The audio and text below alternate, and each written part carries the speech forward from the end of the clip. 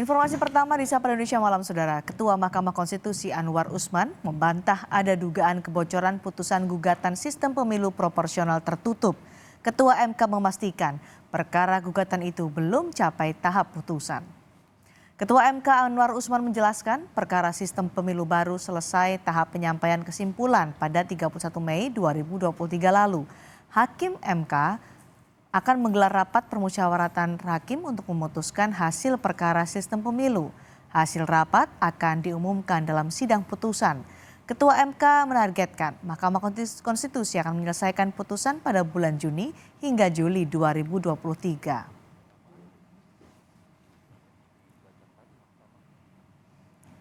Isi dugaan putusan MK bocor bermula dari klaim pakar hukum tata negara Denny Indrayana. Di media sosialnya, Denny menulis telah menerima informasi MK akan memutuskan pemilu 2024 menggunakan sistem proporsional tertutup.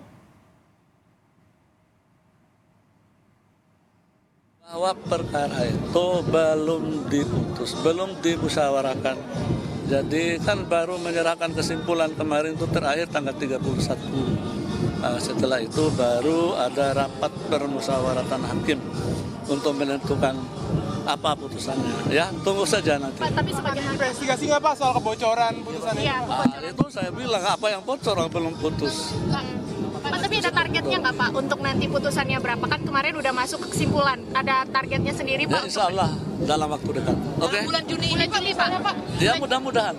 Ya, mudah-mudahan. Ikuti saja nanti. Kami memaparkan bagaimana pelaksanaan sistem pemilu di Indonesia sejak Orde Lama hingga masa reformasi. Kedua sistem ini punya perbedaan, utamanya terkait yang dicoblos saat pemilu. Sistem pemilu proporsional tertutup adalah pemilih mencoblos partai politik tertentu. Kemudian parpol menentukan nama-nama yang akan menjadi anggota legislatif berdasarkan jumlah perolehan kursi. Sedangkan di sistem pemilu proporsional terbuka, pemilih mencoblos caleg atau calon legislatif. Dalam sistem ini, caleg yang memperoleh suara terbanyak akan menjadi anggota legislatif. Sistem pemilu proporsional tertutup pernah diterapkan pada pemilu tahun 1955. Di masa Orde Baru, 6 kali pemilu dilaksanakan dengan proporsional tertutup, yakni di tahun 71, 77, 82, 87, 92, dan 97. Kemudian di masa Orde Reformasi, pemilu proporsional tertutup digelar pada tahun 1999. Hal yang sama juga terjadi di pemilu 2004.